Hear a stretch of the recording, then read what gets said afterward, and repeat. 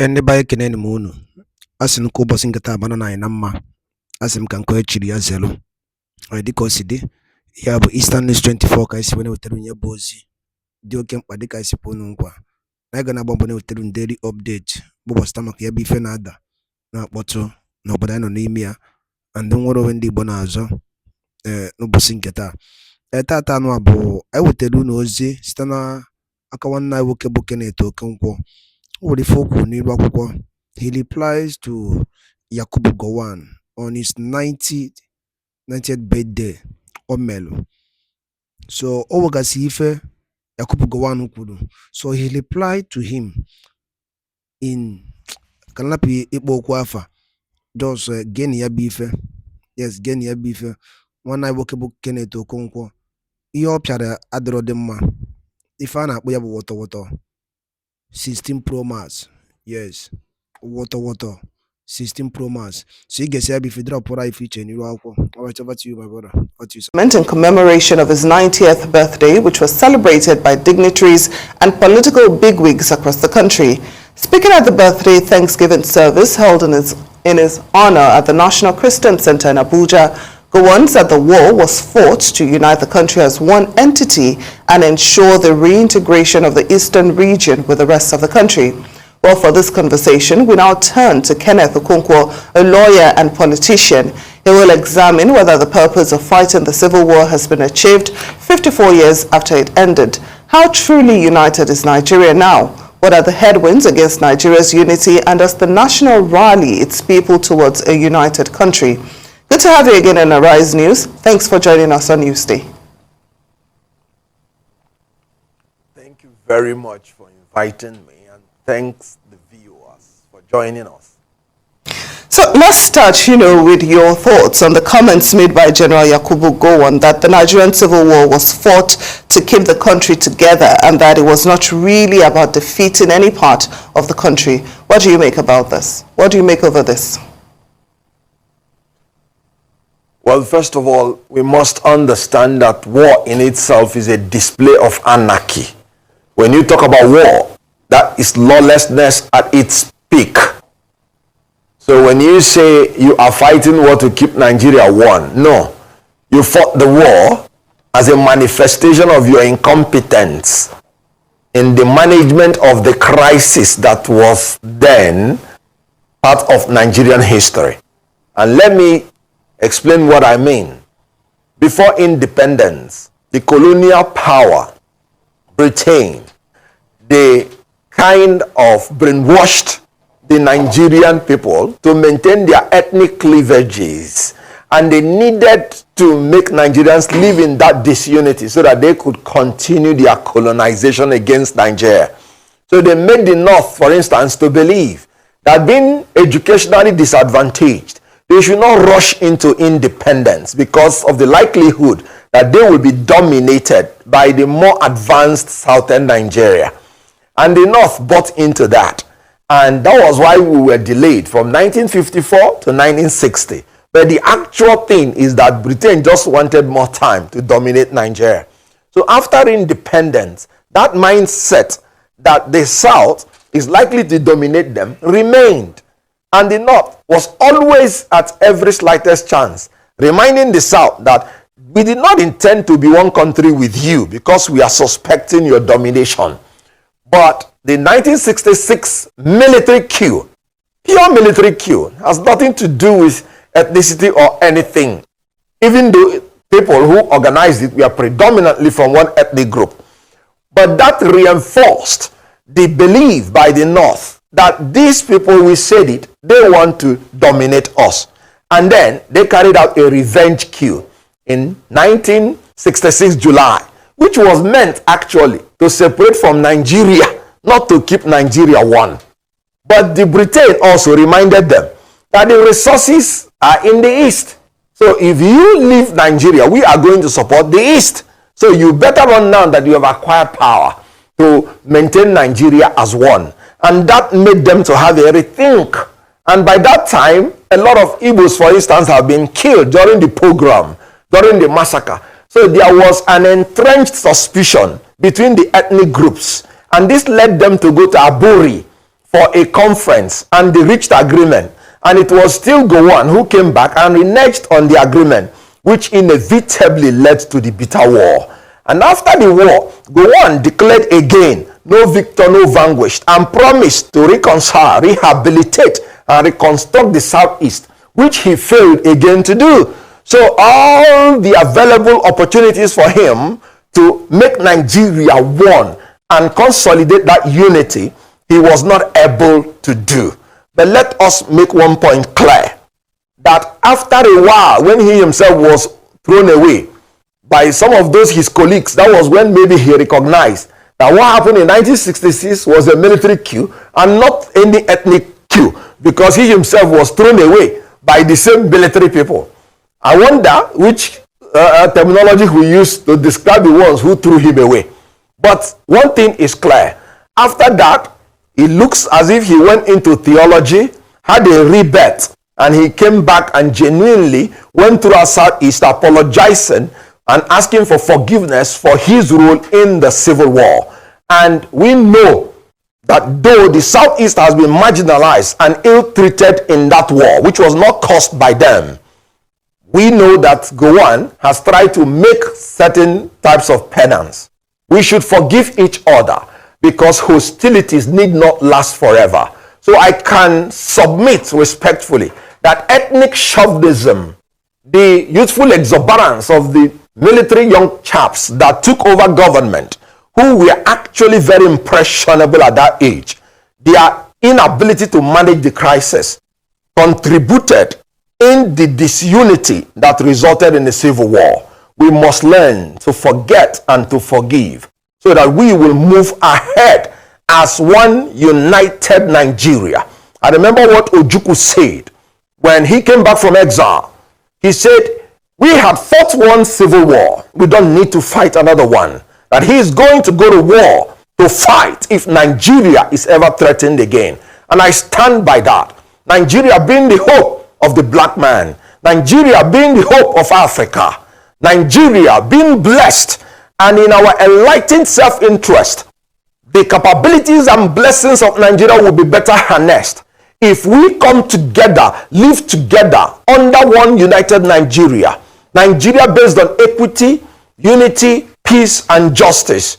Nigeria will achieve its aims. I support the opinion that we should move ahead now as one united Nigeria, and I'm willing to fight if Nigeria is threatened. Let me point out that presently in Nigeria, what is causing disunity is no longer ethnic chauvinism and religious fanaticism. It is now the incompetence and corruption of the leaders of Nigeria that have inflicted hunger, hardship, degradation, deprivation on the citizens, making them too poor. And when you are poor, even to adhere to theology is very difficult, because there's no reception to theology when a man is hungry. An angry man is a hungry man. A hungry man is an angry man and is easily irritated no matter what.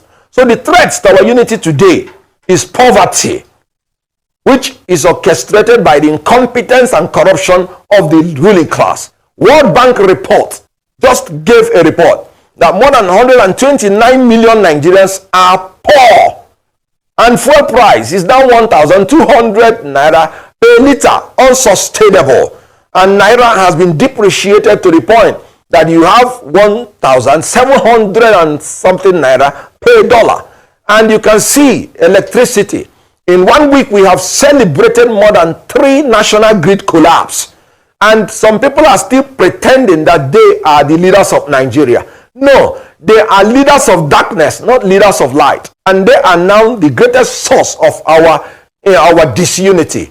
And let me point out, free and fair election is the only solution to our disunity now. Because if we have the ability to choose our leaders in a free, fair, credible, verifiable periodic election, then we will say that our will be imposed on the leadership of Nigeria, and they will give us the dividends of democracy. Anything short of that is going to threaten the existence of this country, not because of ethnic chauvinism or religious fanaticism, but because you cannot sustain a diverse people living together in abject All right, poverty. Mr. Okonkwo, permit me to come in on this point. And I like your oratory prowess when articulating what Nigeria should be as a unified entity. But if that is the case, why is it that Mr. Peter Obi, the presidential candidate of the Labour Party, someone you know very well, is being almost forced to explain his congratulatory message to General Gowon? Because the likes of Simon Ekpa and several others are saying because he's desperate for power, he's beginning to cower. Some are saying that he's desperate to become president, so he's now going soft and he's trying to belong. Hence, he's doing what he's doing and he's trying to explain the reason why. That's to show that probably we do not see ourselves as one. Well, let me say that all the protests, all the agitations you're seeing Nigerian over, like I said, they are results of manifestation of marginalization, manifestation of injustice, manifestation of poverty. And it is everywhere in Nigeria. You just have the Yoruba nation agitators who submitted letter to the Prime Minister of Britain that they want a separate country. You can see that Boko Haram route. What I want to find out from you is why is Mr. Obi's statement of congratulations to General Gowon hitting up the polity is the big question if we see ourselves as one Nigeria? Well, you should be prepared to ask Obi that when you see him. I've always said that it is good for a leader to always think before he talks. In other words, before you make a statement, it must be a statement you have thought through and you should be able to stand by it. You should not be, a fair weather kind of leader that when they push you this side, you will explain. When they push you this side, you will explain. You should be able to articulate your view at any point and stand by it. However, like I said, no human being is infallible. He does not need to explain if he is sure what he's saying, that he believes in it. But if he needed to explain and he explained, then you should hold him responsible for his own actions and for his own words. Let me tell you something. I believe in unity of Nigeria. I believe General Gowon made a whole lot of mistakes because he himself prevaricated on a lot of things that would have prevented the war, even when they were by his own initiation. And so, when you say Peter Obi made a statement and then he's clarifying, there's nothing wrong in clarification. However, there is a need to always be sensitive and then be sure of the statement you want to make so that you don't begin to want to pander on all sides. I've always said it is good to stand on one side and then whatever consequences it is, then you take it. I don't have anything against anybody saying anything. It's a free word, freedom of expression, but you should be able to stand by your word. I don't think it has anything to do with the unity of Nigeria, because what Nigerians are looking out for now, like I said, is competent leaders of capacity. So if he expressed his opinion and withdrew it or modified it, that is his right to do and he's entitled to it. Now, Mr. Okonkwo, you said earlier, that the factors dividing Nigeria is not ethnic or religious affiliated, but you said corruption and bad leadership. Yep. However, some analysts, believe politicians usually use the divide and rule tactic. They use ethnicity, they use religion, to divide Nigerians in order to win election, like we witnessed in 2023. So how can Nigerians, as a people, how can the electorate rise above this very common gimmick? Very good. Now, let me first of all agree with you that part of the incompetence of these leaders is having no policies to use to convince the people. They resort to such primordial sentiments. And that's why I'm saying that it is no longer part of our problem. Why am I saying that? The present president threw up all the ethnic cards, Emiloko, And I don't know how to speak all this, so let me not speak the one that will nail me here. But I always hear of Yoruba Ronu, I don't even know what it means. However, after doing all these things, he lost his state. After saying Muslim ticket, he did not even impress anybody. He still had the least votes as in relative to the opposition. So they exploit that tendency, but Nigerians have outgrown that. They win by rigging, they win by electoral violence, manipulation, and corruption. They don't win anymore by ethnic sentiment and religious fanaticism. That's what I'm saying. That the problem we have now is that their corruption of not being able to organize free and fair election, abuse of public power for private gain. It is no longer ethnic. I mean, there's no, you can't go to the north and tell a northerner now that you're a Muslim and he should vote for you because you're a Muslim. After what he is suffering now under a Muslim ticket, you can't go to anybody in the south, in the southwest, and say vote for me because I'm from southwest. That is where the Abing power came.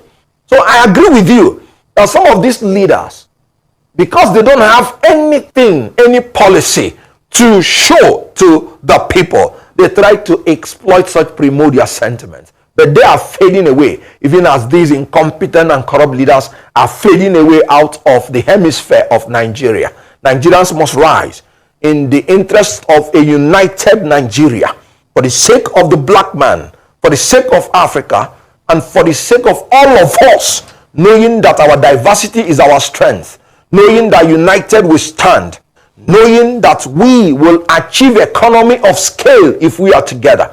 Let me give you an example. If this country is divided into 6, what it means is that each of those 6 must have their own army, air force, navy, police, differently, meaning it will cost us 6 times to govern Nigeria what is costing us now once. Do you think the British, they are not wise when they amalgamated the south and the north? They did not tell us that the reason is so that they will achieve lesser cost of governance. And it has nothing to do with trying to make us to live together. We should take advantage of that. Take advantage of economy of scale. Take advantage that when we live together under rule of law, there is no challenge we will not overcome. We are building a more progressive and perfect union as we go on. It is a process. It's not an incident.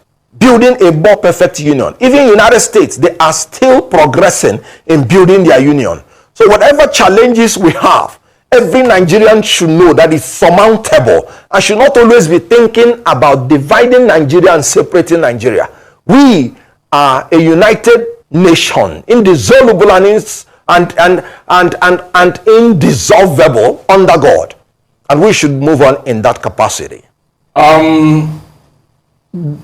Do some Igbos share this sentiment will be the big question, because for those who went through the war and those who were told about the war, maybe the generation X might not be able to relate, but when you talk to every Igbo trader in Nigeria, I mean, maybe in Lagos, for example, and you talk to probably upwardly mobile Igbo men in their 50s, their 60s, they do not share the sentiment, because hence we have people that are sympathetic to the causes of Nnamdi Kanu, apologies for the likes of Simon Ekpa.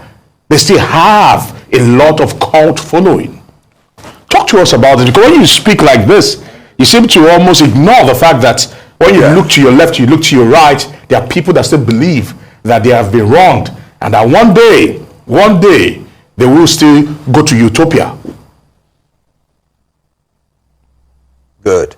Now, first of all, I am a Nigerian from Igbo extraction, and I'm very proud of that. You just said we are traders. Yes, we are traders and we are travelers.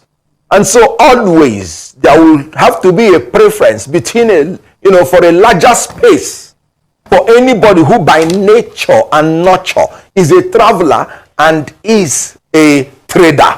And so in our enlightened interest, I know it as a fact that we will prefer a larger space because our nature demands that. Our nurture demands that. In Igbo land, there is a proverb, akwụrụ etu ebe ekiri mmọnwụ. And again, in Igbo land, there is a proverb that onye ije ka onye isi awọ akụkọ. And again, so these are the things that will make an Igbo man to travel out of his comfort zone, no matter how comfortable he is. And having that nature, I am telling you, Dr. Nnamdi Azikiwe preferred a united Nigeria. Ojukwu preferred a united Nigeria. Kenneth Okonkwo preferred a united Nigeria. Because I know, as a matter of fact, that as a trader and as a traveler by nature, it will be better for us as Ndi Igbo. Ndi Igbo are agents of development, and they go about carrying development to anywhere they go to. I recall what Buba Mawa said when we were in a presidential campaign. Buba Mawa stood on a pulpit and said the only true Nigerians who believe in Nigeria, they are Ndi Igbo, because everywhere you will see them. And when you see them, they build their homes there and they live there and develop there. It was quite unfortunate that before 1966, our quest for developing anywhere we stay was manipulated and misconstrued to be a quest for domination. I am happy it's no longer in the minds of Nigerians to think in that pattern and in that formula. Because I remember one old man from Kanu. He said during the June 12th, when the Igbos left north, he couldn't find a part, I think Yakasai, he couldn't find one spare part he needed to repair his car. And he said, let's face it, we need each other. In this country, we need each other, especially in the Igbo, who are the agents of development. I told you before that what is threatening our unity now is the incompetence and corruption. What is happening in Lagos? Why are Igbos feeling uncomfortable? Because there are some people like Bayo Nonuga who will tell you Igbos are aliens in Lagos. Can you imagine? Aliens in Yoruba land. Somebody being an alien in his own country. Is that not the incompetence and corruption I'm talking about? Abuse of public power for private gain. If you cannot convince the Yorubas to vote for you when you are a Yoruba man, you have failed. If you need to vilify another ethnic group, these are the things that are bringing about the sentiments of marginalization and the instigation of people saying, let us have our own home if you cannot guarantee our safety in the general Nigerian country.